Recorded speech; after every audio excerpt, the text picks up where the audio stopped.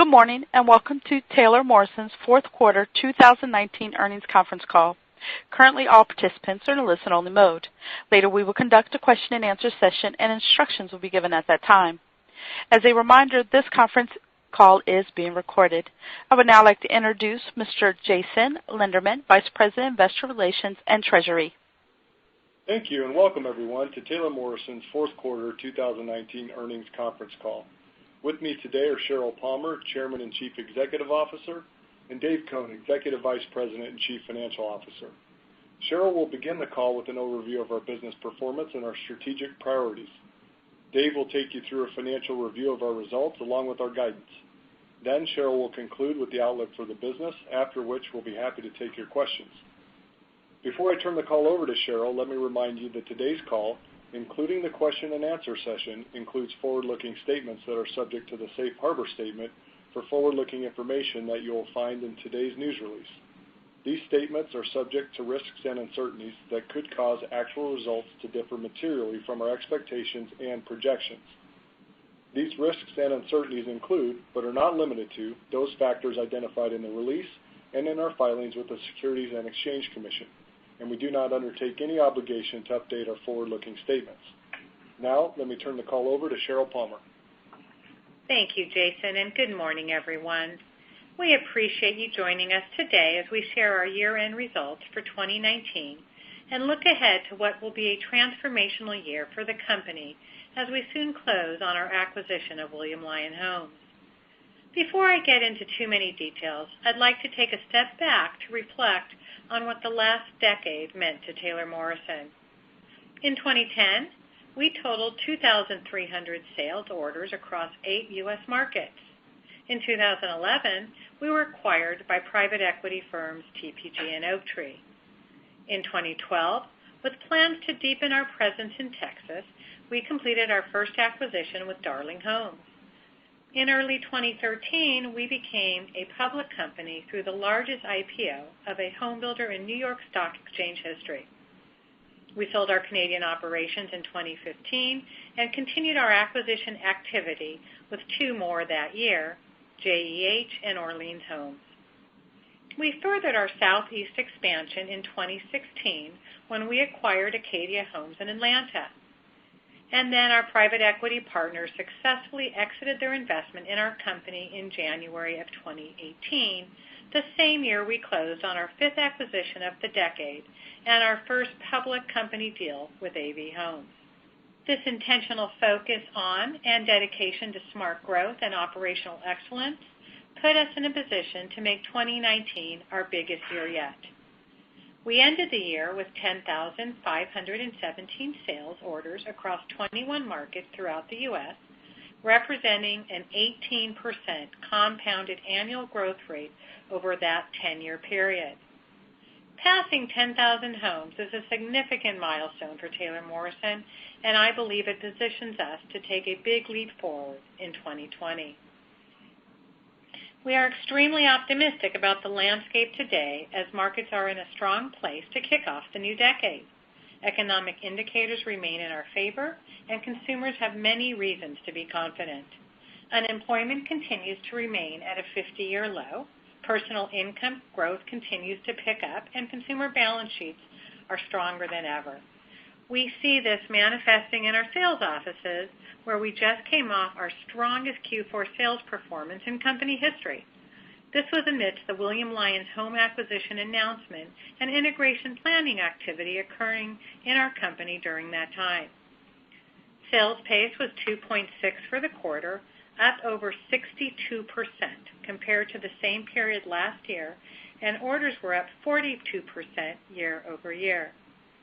Keep in mind that Q4 was also our first comp that fully includes AV in the prior year period. It's especially notable that our Q4 pace actually tied Q2 as the high mark for the year, which obviously isn't typical given the seasonality we normally see during the holiday months versus the usual strong spring selling season that falls squarely in Q2. This success led to a sales pace for the year above our expectations at 2.5 on an ending average community count for 2019 of 351.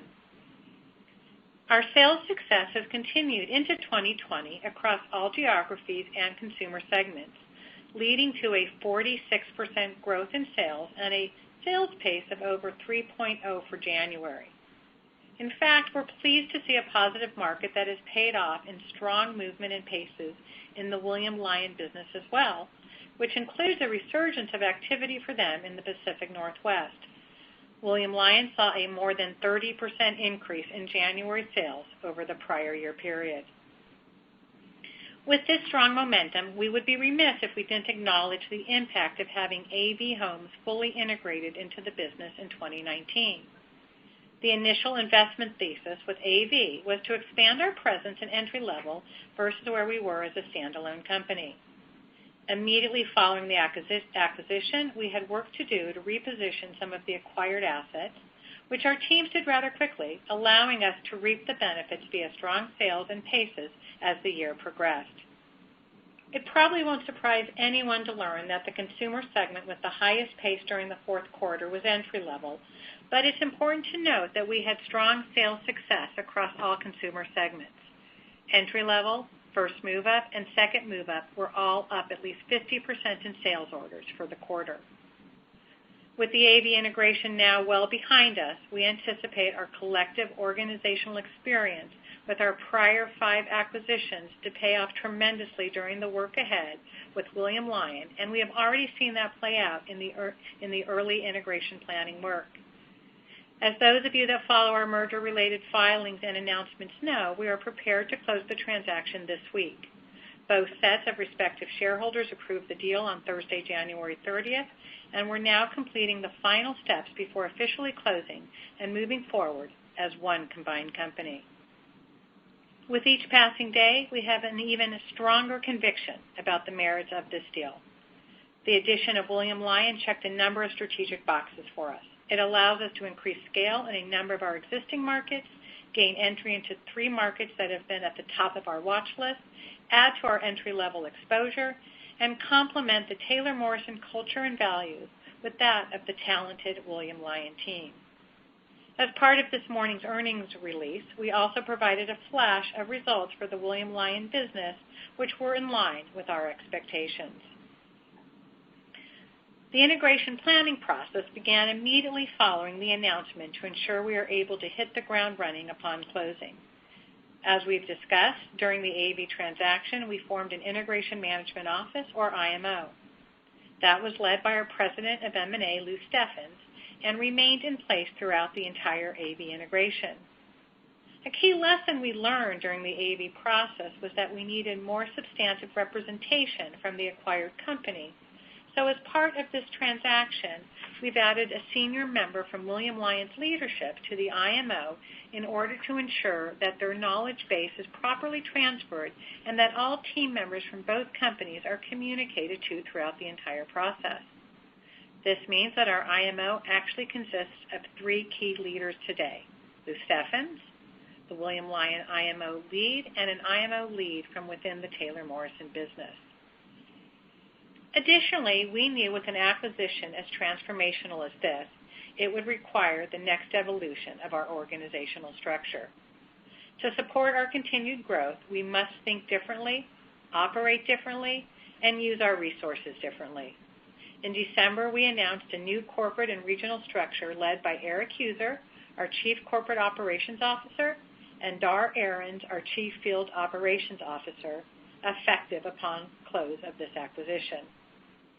By splitting the company's operations into these 2 distinct groups, it will provide greater line of sight into our corporate functions and the way we support the growing field team, and help us rationalize the regional areas given the added scale from William Lyon. Our regional structure will move from 3 to 5 regions and be led by area presidents from both Taylor Morrison and William Lyon. Throughout this process, we pursued a talent strategy very similar to what we employed during the AV acquisition, which included hundreds of interviews from both the William Lyon and Taylor Morrison team members. One of the toughest challenges in this industry is finding top talent, and this demanding but necessary process allowed us to identify talented individuals that will move forward as part of the larger combined company. During this time, we also identified the second of the two board members that will join the Taylor Morrison board effective closing. When we announced the acquisition in early November, we were pleased to share that Bill H. Lyon, William Lyon's current chairman of the board, would be joining our board. And now we are delighted to share that Gary H. Hunt, William Lyon's lead independent director, will also join us upon closing. I'm sure everyone's familiar with Bill, and we're excited about what Gary will bring to our board as well. His diverse experience in real estate, politics, strategy, and consulting will help round out the already impressive backgrounds that our board members bring to the table. In addition to our approach on the new organizational structure, we set ambitious goals to achieve by day one or soon thereafter. One of them being ensuring our teams in the overlapping markets are together in the same office space as quickly as possible. Fortunately, most team members will be able to achieve that upon day of close, while some will get there shortly thereafter. Plans are in place for all of the office space that won't be used going forward, and the Taylor Morrison website is ready to go live with all of the William Lyon community information, and all relevant branding decisions have been made in each market. We believe the key to a successful integration is moving as fast as possible from us and them to we, and these steps allow for us to begin that process immediately. Ensuring that we have the appropriate organizational structure at time of close was important, but equally important is the evaluation of every asset in the new combined company and the required go-forward positioning in each of our markets. Our goal across the company is to ensure that we're investing in assets and areas of the business that are the best use of cash based on generating accretive returns. Using this criteria, we have completed the sale of all of our assets in the Chicago market. This impacted our financials during the fourth quarter based on the write-down required to complete the transaction. We've also taken some additional impairments during the quarter related to a small number of Taylor Morrison communities that will require some repositioning post-close of the acquisition. Similar adjustments will likely be required on some William Lyon assets as well, although those will show up within the purchase price accounting process. It's through each of these thoughtful and deliberate efforts that we've been able to outline an extremely strong combined business and assure we have the best organizational structure and portfolio in place. Turning back to our results for 2019, we delivered 9,964 closings, which was nearly 14% higher than last year and near the high end of our most recently increased guidance. Overall, it was a strong quarter, and it put an exclamation point on a very strong year for us. We were extremely active in 2019, and it's a testament to the organization and its ability to deliver great results, even when we're taking imperative steps to set the business up for an even stronger future. With that, I'll turn the call over to Dave for the detailed financial review. Thanks, Sheryl, and hello, everyone. For 2019, adjusted net income was $323 million, and adjusted diluted earnings per share was $2.98.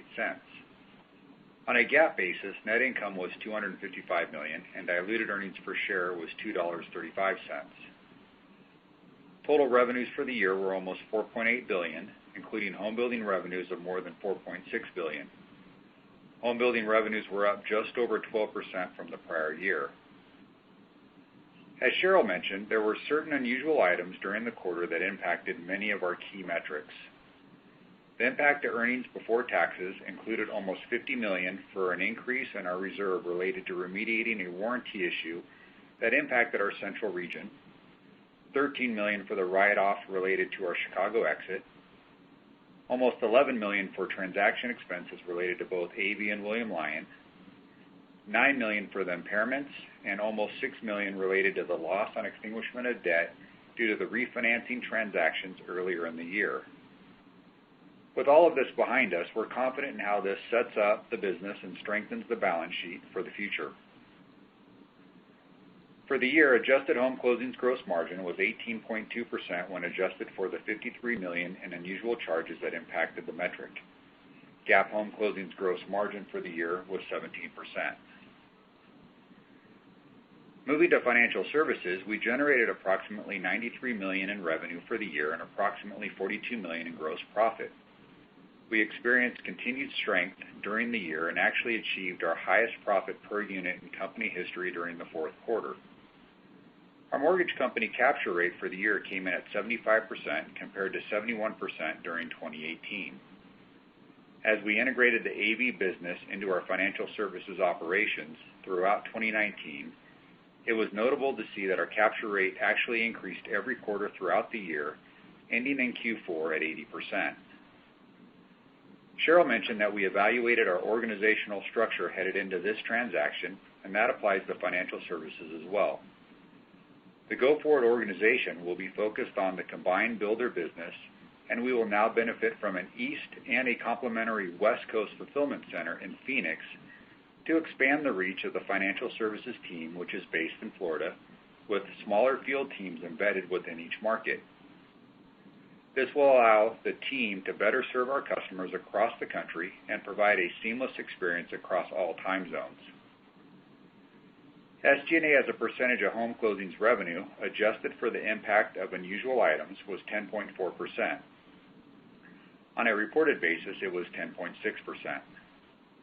Adjusted EBT margin was 8.6%, but 6.8% on an as-reported basis. Our effective tax rate for the year was 20.9%. The effective tax rate was positively benefited by recently approved energy tax credits. For the year, we spent almost $1.2 billion in land purchases and development. At the end of the quarter, we had approximately 54,000 lots owned and controlled. The percentage of lots owned was 79%, with the remainder under control. On average, our land bank had approximately 5.4 years of supply at quarter end based on a trailing 12 months of closings. From a land pipeline perspective, we are almost exclusively focused on securing land for 2021 and beyond for the new combined company. At the end of the quarter, we had 4,711 units in our backlog with a sales value of approximately $2.3 billion. Compared to last year, this represents an increase of 13% in units and an increase of 9% in sales value.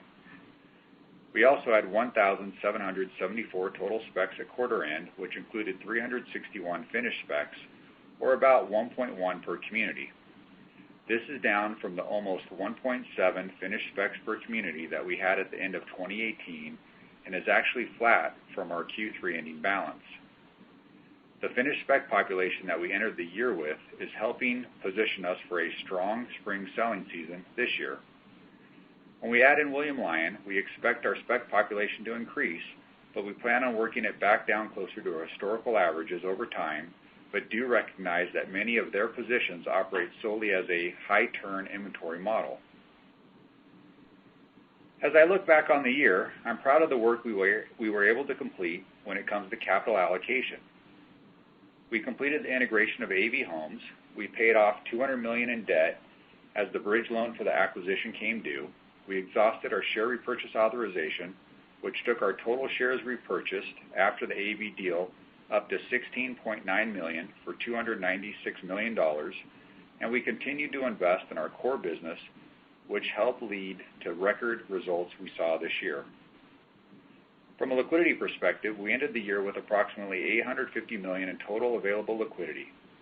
$326 million of that liquidity was cash on hand, and the rest was from our $600 million corporate revolver, excluding normal course letters of credit that have been issued against it. At the end of the quarter, we had no drawn balance on the revolver, and our net debt to capital ratio was 37.2%.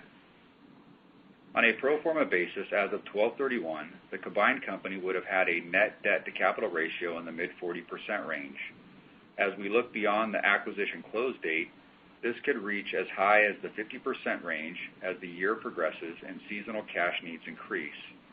As we mentioned when we announced the deal, one of our focuses through this year and next will be continuing to reduce the leverage level.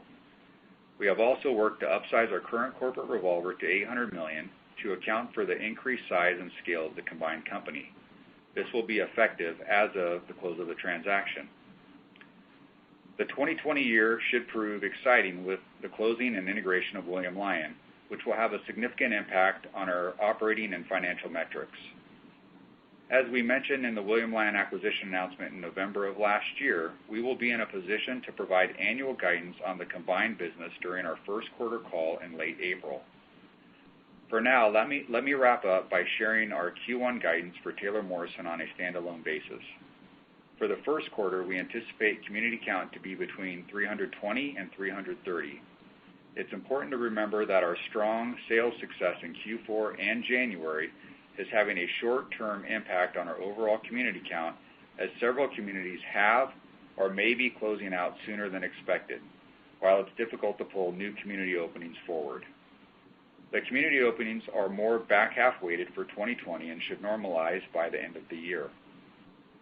Closings for the quarter are planned to be between 2,100 and 2,200.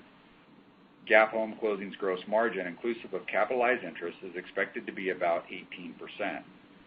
SG&A as a percentage of home building revenue is expected to be in the mid-11% range. The effective tax rate is expected to be about 23.5%. Our first quarter metrics will be impacted by the closing of William Lyon, which will include a portion of February and all of March's operations. Thanks, and I'll now turn the call back over to Sheryl. Thank you, Dave. Before we move to Q&A, I'd like to provide a quick update on our build-to-rent strategy and the continued progress of our new business unit during the fourth quarter. We officially closed on the purchase of our first site in Phoenix and have started development work on this project, which is a big milestone for the initial effort. We anticipate closing on our second Phoenix project this month and are excited to start attacking the pipeline that's been built thus far. We are also thrilled to announce that we've expanded our build-to-rent strategy to 3 additional markets outside of Phoenix: Dallas, Charlotte, and Orlando. We believe our investment thesis fits well in each of these markets, as need and demand for the product are apparent, and the local teams are excited to capitalize on the opportunities. We expect to continue our expansion into additional markets throughout 2020, and we'll have much more to report as the year progresses. As we've discussed, our expectation for build-to-rent this year is to continue growing the land pipeline and control additional properties within the identified build-to-rent markets, as well as continue development work with some vertical construction by year-end with our initial projects. We'll start leasing activities later this year, with any material financial impact from our initial build-to-rent projects expected as we look to divest the projects in late 2021 and or 2022. I'd also like to take a moment to share a couple of recent announcements that emphasize what makes Taylor Morrison unique, all of which enhance the operational and financial highlights we've already discussed this morning. Most recently, we were named America's Most Trusted Home Builder by Life Story Research for an unprecedented 5th year in a row. The very nature of building homes means our customers place an incredible amount of trust in us each and every day, and we at Taylor Morrison are determined to make that experience as magical as it can and should be. With great trust comes great responsibility. It's what inspires and motivates us to continue to always do the right thing and put our customers at the forefront of everything we do. As we all know, trust is hard to earn and even harder to keep. So I'm especially proud of the longevity that we've been able to achieve and the discretionary effort that the team has put in to ensure the repeat of this honor. Also, I couldn't be more delighted to share that we've been honored for the second time with a Glassdoor Employees' Choice Award, recognizing the best places to work for 2020. This is an award that recognizes the best places to work in America based on the anonymous input of employees. Taylor Morrison ranked number 42 out of the top 100 companies, and we're again the only home builder on the list. I believe that the feedback Glassdoor garnered was a direct result of our customer-first mentality that focuses on our internal customers as much as it does our home buyers. In mid-2019, through a partnership with the Ritz-Carlton focused on enhancing our customer experience, we began hosting daily huddles across the organization where all team members come together at all levels of the organization to discuss our culture, customer service best practices, as well as timely, relevant business news. These short 15-minute huddles reinforce our mission to find, train, and retain leaders who inspire their teams through passion and authenticity through engaging two-way communication vehicles. I believe our commitment to focusing on the whole person with our employees, customers, and homeowners sets us apart, not only in the building industry, but in corporate America at large. Thirdly, I would like to quickly highlight our recent recognition as a repeat member of Bloomberg's Gender Equality Index. This list distinguishes companies committed to transparency in gender reporting and advancing women's equality. Our recruitment philosophy has never been tied to meeting quotas, but rather to always hire the best person for each job. Our industry can benefit from greater diversity of thought, and I'm proud that the exceptional leadership and talent Taylor Morrison enjoys today grew organically, and that everyone, regardless of gender or race, can see a home for themselves at Taylor Morrison.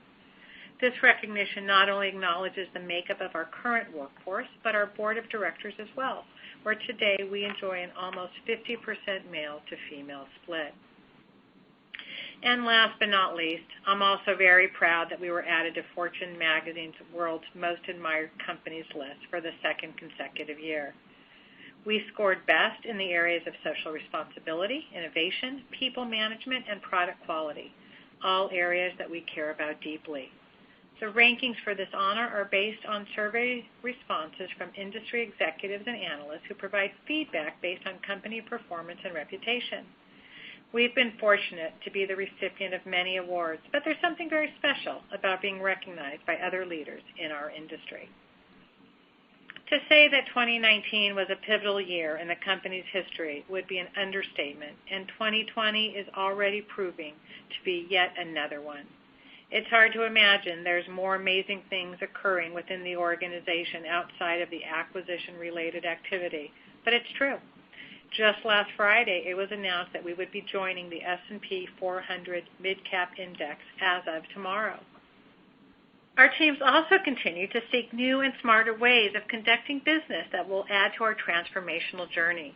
Things like our recently launched chatbot, Olivia, who in her first week alone generated more than 1,600 interactions and 400 conversions, with successful appointments being booked every day.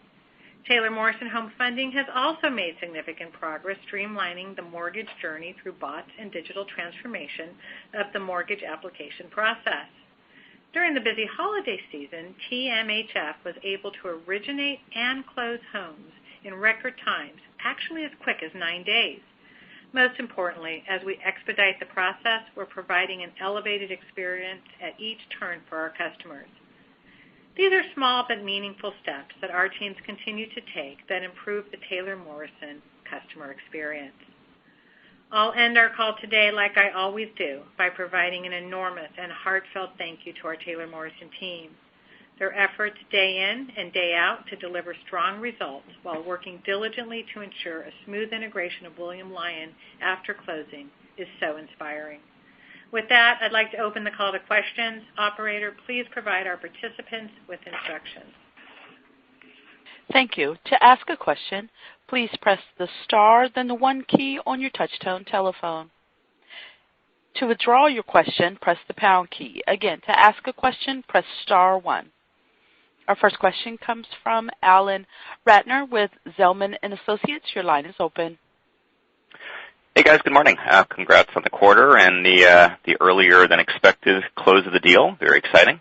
Thanks, Alan. Good morning. So first question, I guess just thinking about the go forward of the business, the decision to expand into 5 regions, and obviously it sounds like you've taken a kind of a deep look at the organization as you've been looking at the integration here.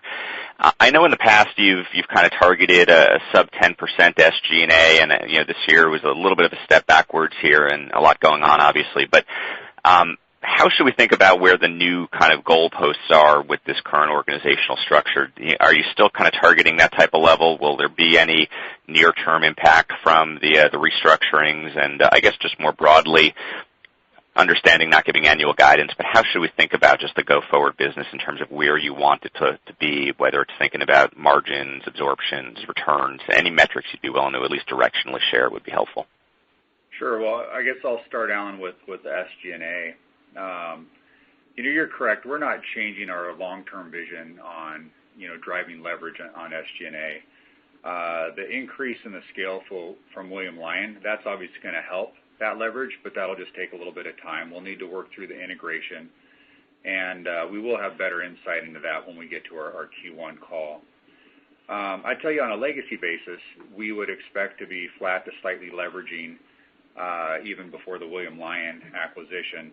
We are continuing to invest and grow in our BTR business. Those revenues are going to come a little bit later. But as we look out longer term, we do feel like with the structure we have in place, we are going to be able to drive leverage going forward. And then maybe on a couple other ones that you hit on, I think you hit on absorptions and margins. So, I'll start maybe on the absorption side. Looking at 20, we would anticipate to be up relative to 2019 on a legacy basis. I think if anything, there'll be maybe a little bit of a governor on pace, more around lot availability, not necessarily demand, because demand is strong. But with the William Lyon business, it is a higher pacing business. So part of our strategy there was to enhance pace going forward, and we still firmly believe that. And then maybe lastly, I'd hit on the margin. Again, just maybe a little color on the legacy side. We would anticipate margins to be accretive. Getting the benefits from synergies just from AV, where we see the strong demand. We'll have a little bit of noise, obviously, through the integration of William Lyon with purchase accounting. But again, the strategy around this is to drive scale, and we think going forward we have upside potential on margin. Awesome. I really appreciate that, Dave. That's very helpful. I guess just secondly, very impressive order growth. I think you and your peers obviously are putting up some strong numbers this quarter. January sounds like it's off to a great start as well. You kind of touched on it a little bit with the margin outlook and maybe on the flip side, the lot count perhaps becoming a bit of a governor. But what are you doing on the pricing front at this point? Is there more aggressive price increases coming given the fact that it seems like communities are closing out faster, maybe lot count becomes an issue, labor might become tighter as the year goes on? What does that translate to in terms of pricing power right now? Yeah, good question, Alan. I think as you can see, we're quite focused on driving pace in each of the communities, even at the expense of a little bit of community count. I do think there's still pricing power amongst all segments. If you just look at the simple economics of demand, specifically in the entry level, we're seeing it. But I think there's also a sensitivity across the sector that people don't get ahead of ourselves, and certainly at that entry level that, we're a little more disciplined and sensitive to the impact of the buyer. I think what's most important as we look at kind of managing pace and price is, given the labor market, as you mentioned, it's that we really match paces to construction capacity. And so it's really our plan to continue to maintain a production cadence so that the trades can plan accordingly and we don't put them in a difficult position. Got it. Thanks, guys. Good luck with everything. Thank you. Thank you. Our next question comes from Jack Micenko with SIG. Your line is open. Hi, good morning. First question, Sheryl, in past deals, you've been pretty active, around share repurchase following the closing. And, you talked about leverage, maybe ticking up through the year as just the normal production cadence occurs. But how are we thinking about buybacks relative to, that leverage level that, you talked about 38, maybe moving up into the low 50s temporarily. How do we think about that, in the context of some of the prior deals you guys have closed? Jack, I'll take that one. As you know, we like share repurchases as part of our overall strategy. Since Q4 of 2018, we've purchased almost $300 million in stock. For now, we'll need to wait until we close the transaction before we likely go out and seek a new share repurchase authorization. The combined business is expected to generate sufficient cash flows going forward. But I'd also say, given where current interest rates are, we might have a little bit more of a bias towards looking at the debt potentially refining some of the debt that we're getting through the William Lyon transaction, and even possibly paying some of that down. So we're going to continue to take a balanced approach to capital allocation. You've heard us talk about it before, reinvesting back into the business, looking at M&A opportunities, which obviously with William Lyon, we're checking that box, going to debt leverage, and then looking at share repurchase. And it's going to be really a function around our free cash flow, and in this case, where interest rates are, they're very favorable right now, and we feel like that's something we might want to take advantage. We'll be opportunistic.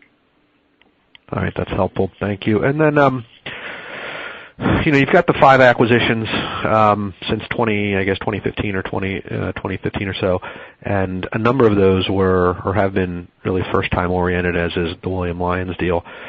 I asked another company this quarter, what's the Taylor Morrison brand at the entry level going forward now that you combine all that? I mean, right, you've got some competitors doing very small footprint, very stripped down. You got build to order. You've got everything included. Where is Taylor going to compete in the entry level from a branding perspective?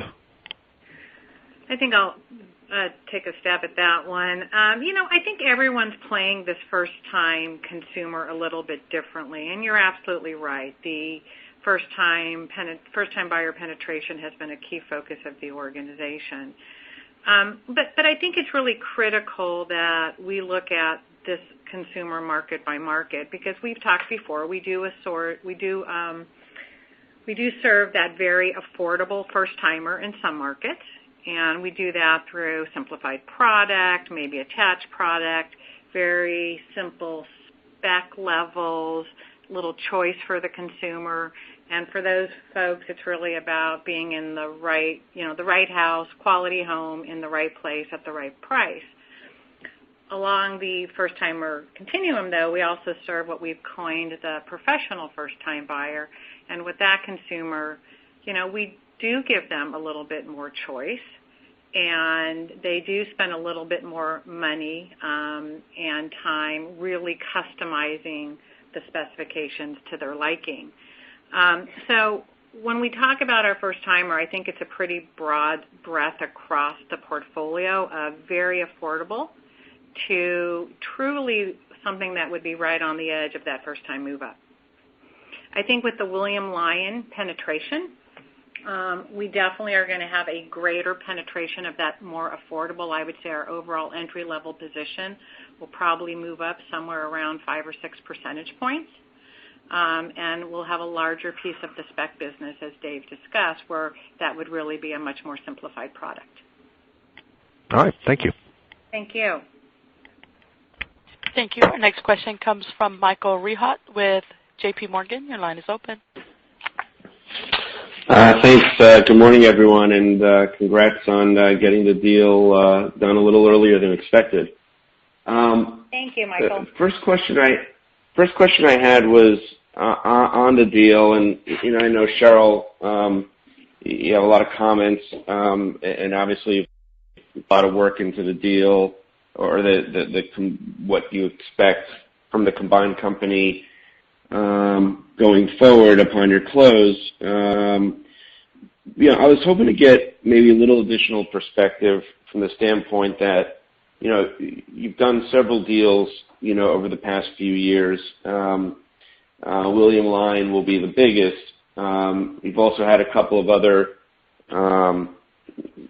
deals out in the industry, some that haven't gone as well, or were more criticized as have not gone as well. Specifically, Cal Atlantic Stanpack, which investors had different views on.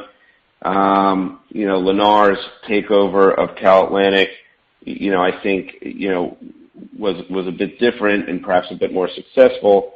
But as you look at the deals that you've done and some of the others in the industry, what are the 2 or 3 things that you're particularly mindful of that you feel can put this the acquisition of William Lyon on the right path over the next year or 2?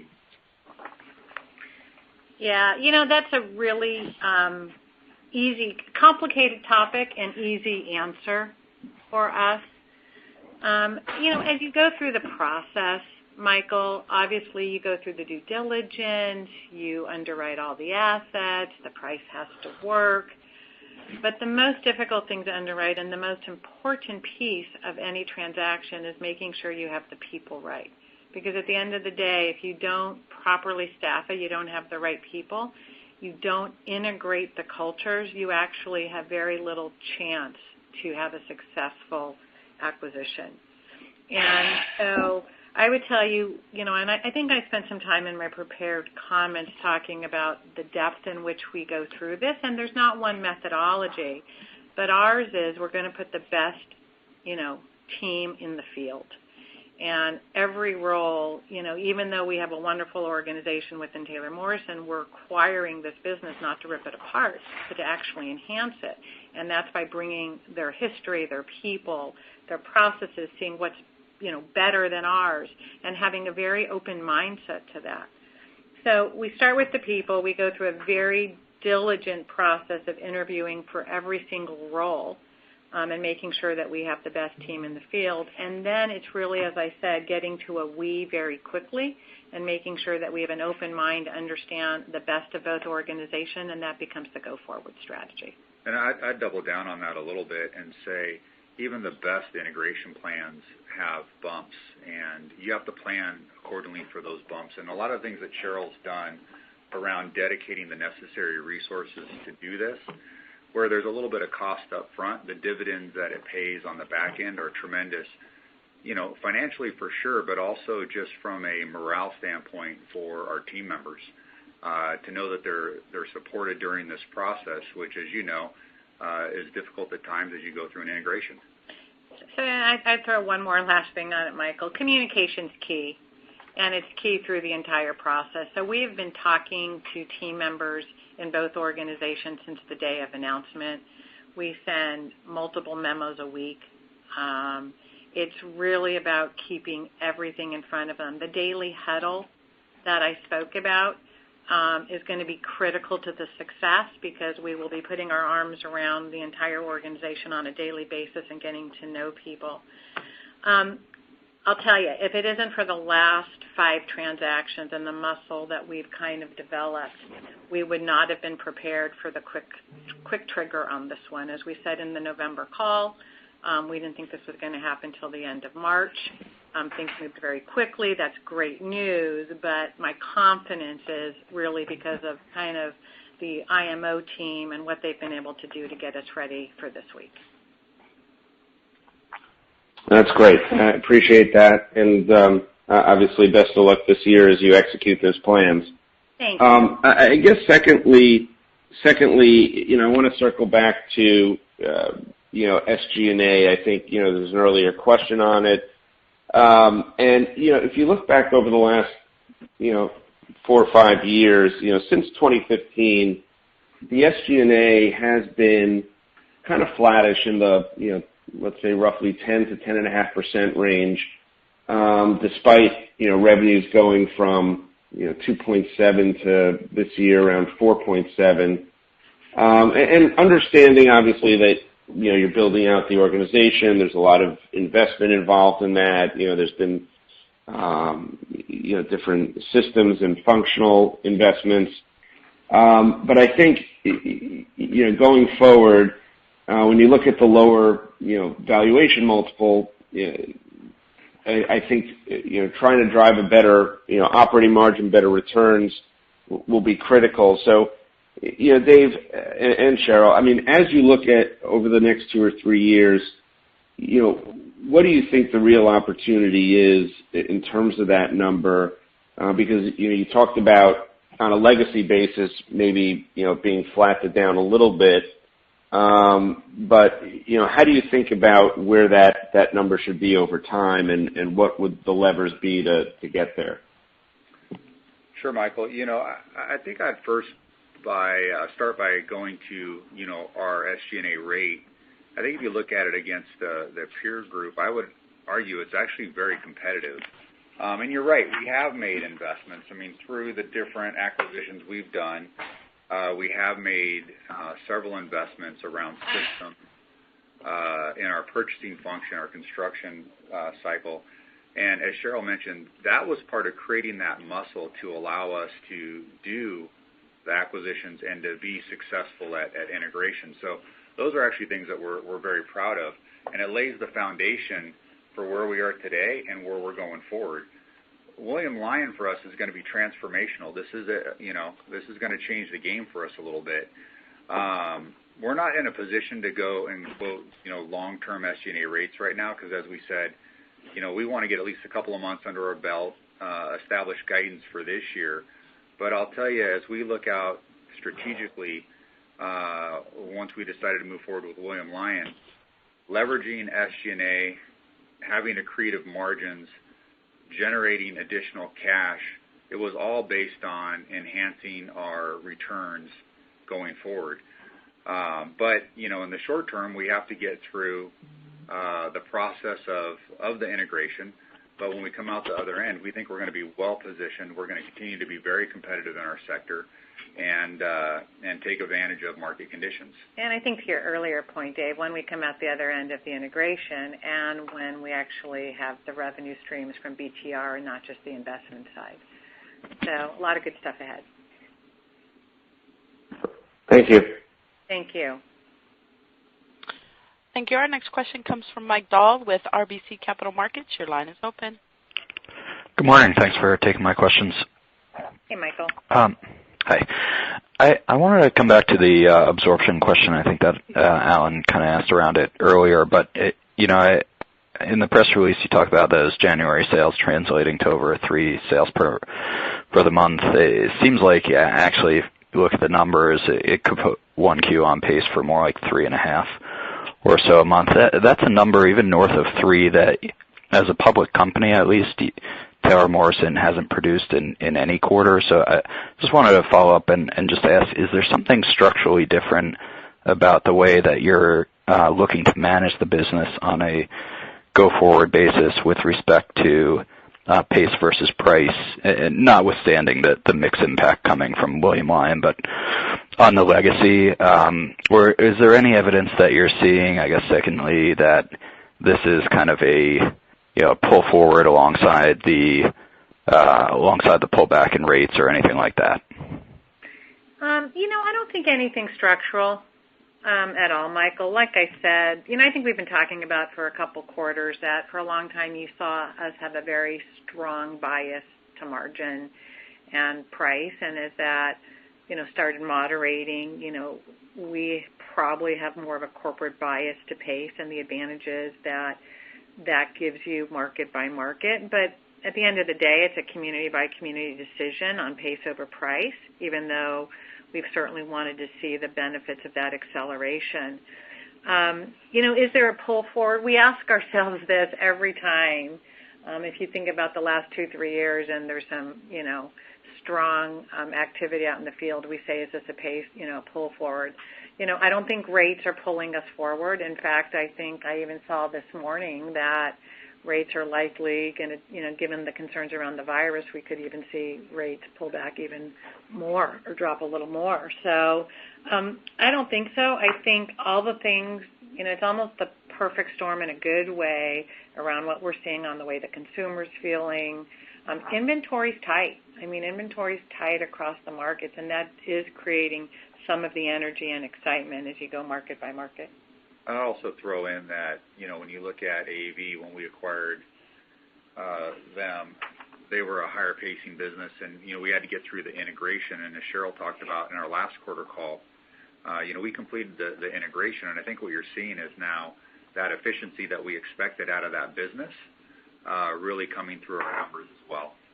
Yeah, and we're delighted to see that with the entry level. But as we said in our prepared comment, we are so excited to see that strength across all consumer groups and to see that first and second time move up buyer also up 50% year over year. It's tremendous. Got it. Yeah, it's great to see the rebound extending into move up and beyond entry level there.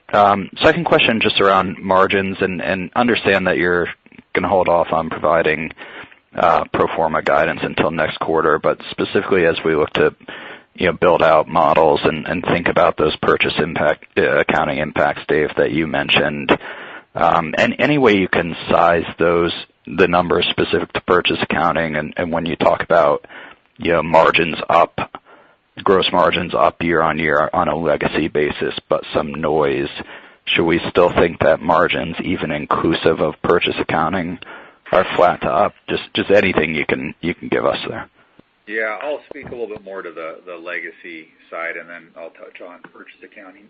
But yeah, like I said, on a legacy basis, I would expect our margin to be accretive year over year from the benefits from the synergies that we've seen through AV. Obviously, the strong demand is playing a bit of a factor. From a cost perspective, input costs have been somewhat, normalized. And when we're looking at our backlog, that gives us some confidence in the first half of the year. We're seeing, strong margins. So, but you're right. The William Lyon transaction will have an impact on purchase accounting. And I tell you right now, this is a core focus for us as we, begin this integration process. But there's a lot at this stage that we don't know. We know overall purchase price for the transaction, but we'll have to do a deeper dive around fair value of the assets and see how that allocates out. So we are not in a position to share that right now. It would be kind of a pure speculation at this point. But maybe one thing I'd leave you with is we did the AV transaction around one-time book. We're doing this transaction roughly around one-time book. But we have a little bit more work to do, and it will take us all the way through next quarter, but we'll have it for you in our Q1 call as we guide for Q2 on the full year. Okay, understood. Thank you. Thank you. Our next question comes from Truna Patterson with Wells Fargo. Your line is open. Hi, good morning, everyone. First, just wanted to touch on gross margin. It's been a little messy over the past year with, purchase accounting. There was the market deceleration and increasing incentives. So it's been difficult to see what kind of gross margin synergies have flown through from the AV acquisition. Can you just walk us through, or possibly quantify what kind of synergies you guys have seen that have actually flown through your P&L to date? Yeah, you bet. We talked a little bit about it last quarter that our overall synergy number, as we moved through the AV transaction, ultimately ended up at $50 million. About 2/3 of that, ultimately goes through the margin. But at the end of December, we're about 15 months in there. It takes us, call it 12 to 18 months for that to fully go through. So we're still seeing that benefit come into play as we move into 2020. And you're right, it's noisy with transactions. What we saw last year was, the impacts of purchase accounting, and then, for example, AV, they had a lower margin rate than we typically did. So as the purchase accounting benefits started to wane, we started to see improvement on the underlying margin rate as we got better costs, more efficiency out of that. But it does take some time. And like I said, here in the next quarter, we'll probably, at that point, hit kind of more of that annualized run rate going forward.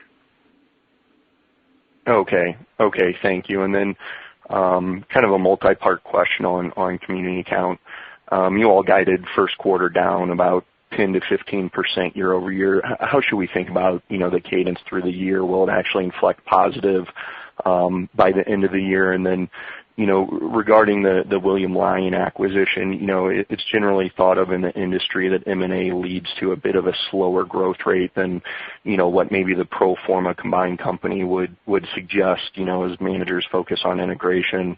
Community count openings become a little more difficult. The land act even sometimes suffers. I guess, what kind of safeguards do you all have, to kind of keep that community count and growth rate from gapping out? Well, let's start with, community count for 2020. Again, on a legacy basis, I would expect us to be, call it probably flat to slightly up relative to Q4 of this year. So our average community count was around 333.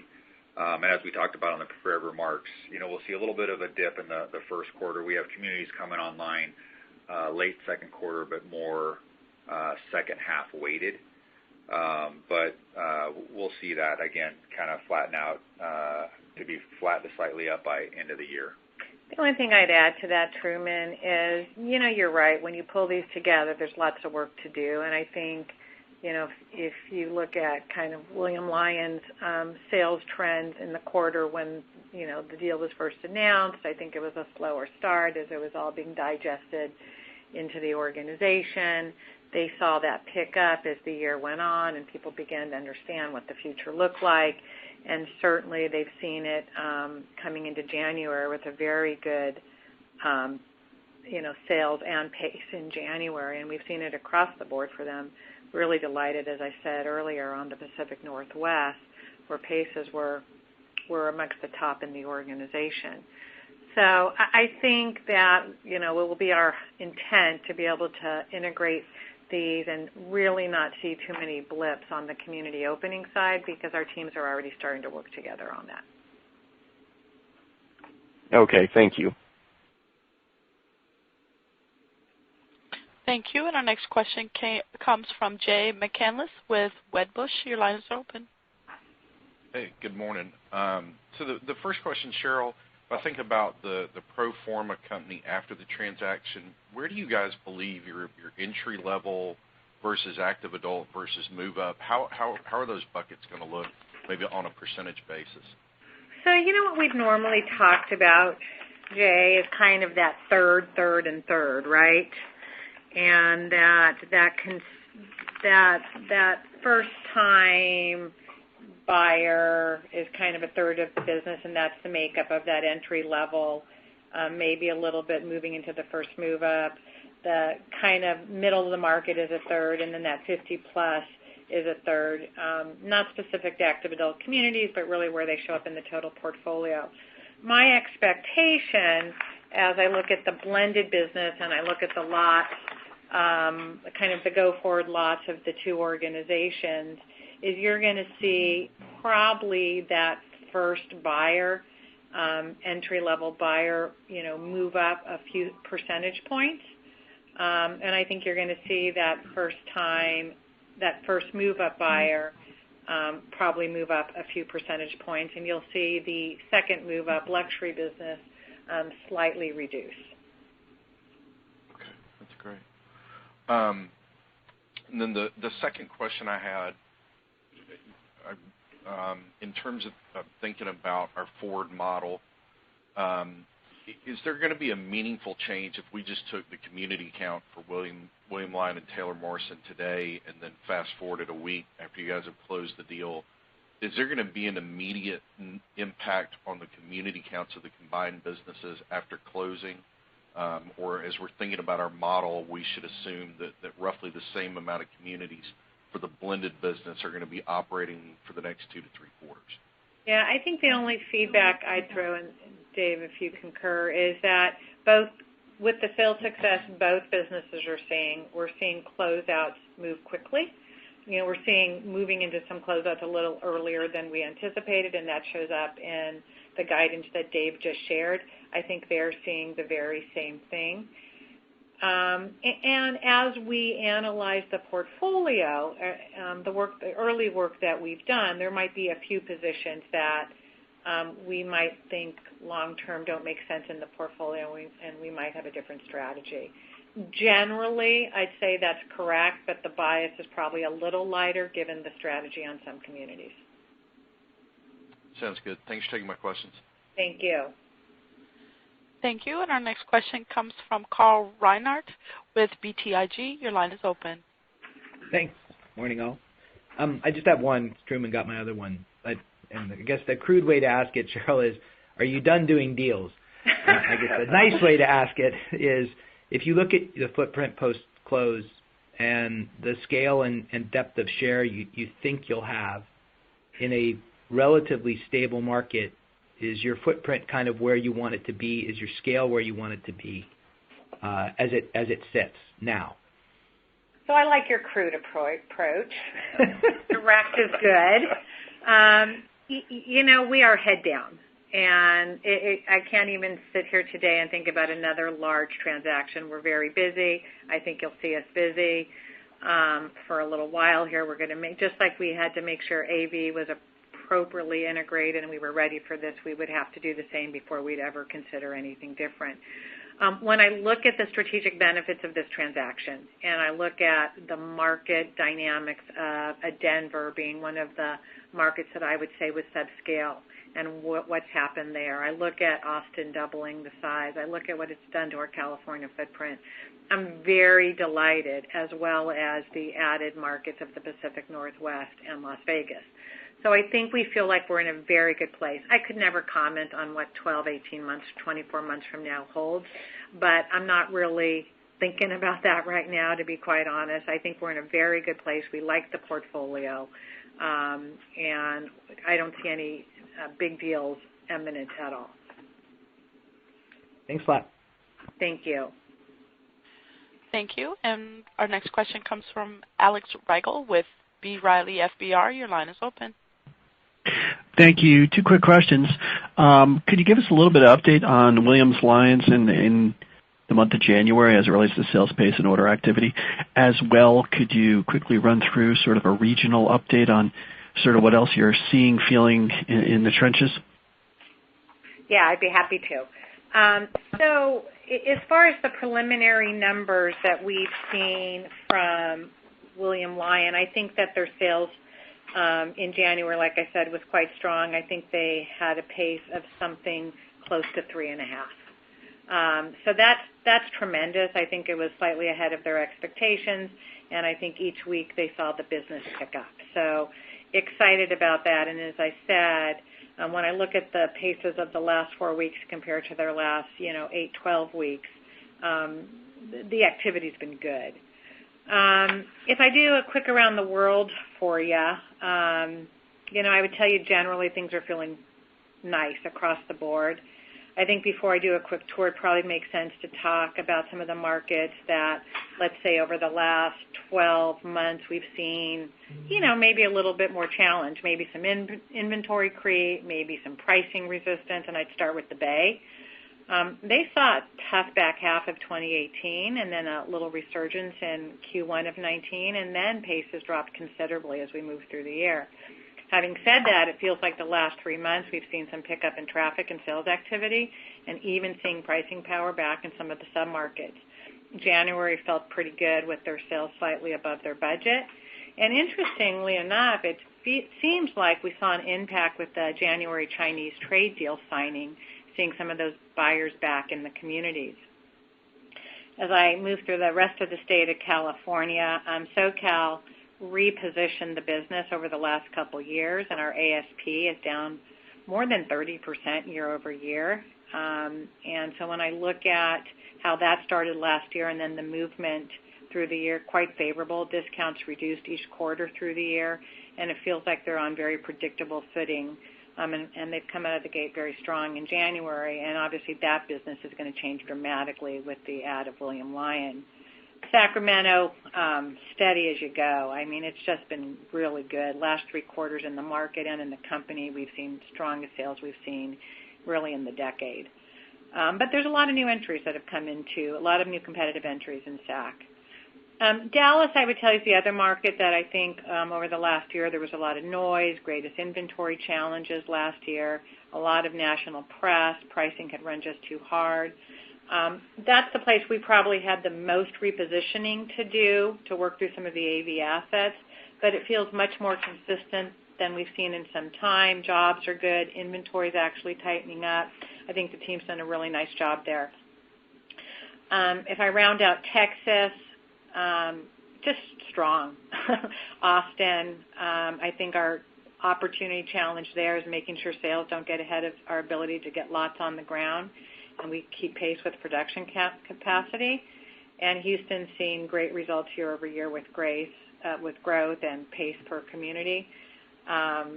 and excited to see that business really, the Austin business probably double in size and the add of the William Lyon Houston startup business. Carolinas, great activity. I'd say the markets are slightly down year over year, but we see that over the last few months we've seen that begin to improve.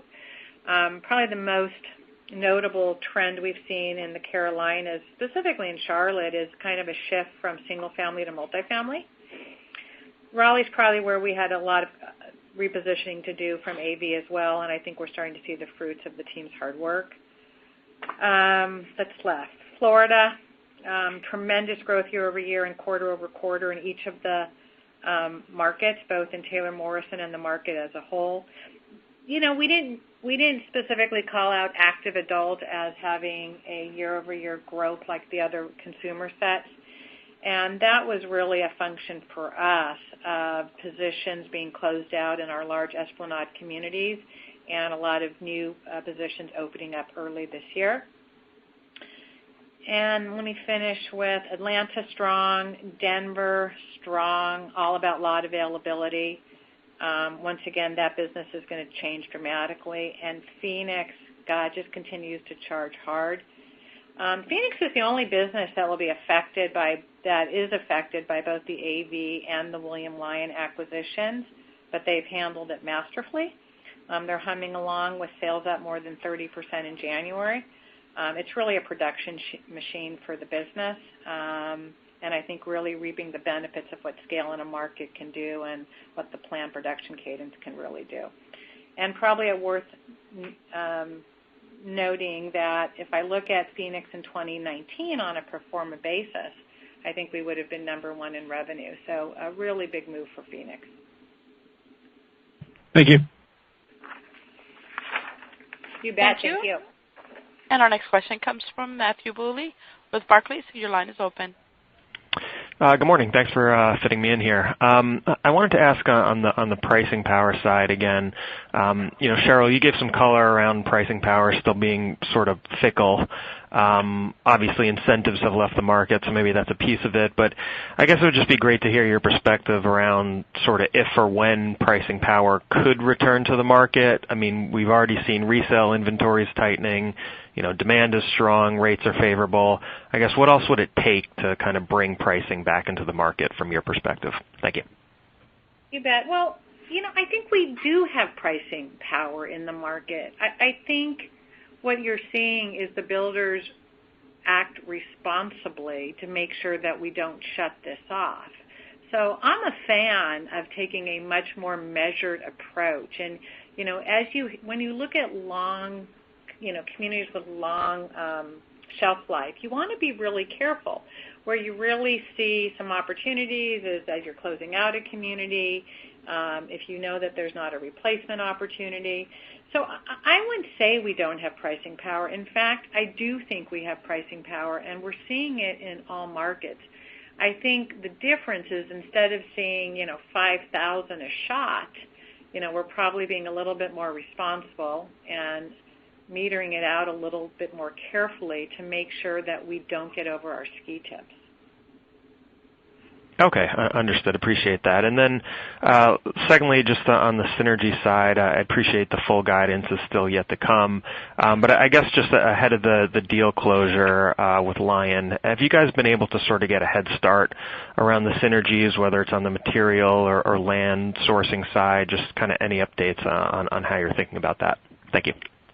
Yeah, Matthew, we're in the same spot maybe where we were when we announced the deal. So what we're expecting right now would be a run rate target of around $80 million. Again, probably take us 12 to 18 months, to work through that. We're continuing to work on identifying local, regional, and national synergies. Probably 75% of the synergies are going to come from overheads through consolidation of our divisional and corporate offices. I would say that, we're starting with $80 million. We hope to deliver something more, but again, it's early in this process. We have work to do, and each quarter we'll come back with an update as to where we think synergies are trending. Okay, appreciate the details. Thanks again. Thank you, and that's all the time we have for questions today. I'd like to turn the call back to Sheryl for any closing remarks. Thank you very much. I appreciate everyone joining us today as we talk about our Q4 results and, more importantly, the exciting year ahead. Have a great day. Ladies and gentlemen, this concludes today's conference call. Thank you for participating. You may now disconnect. Everyone, have a great day.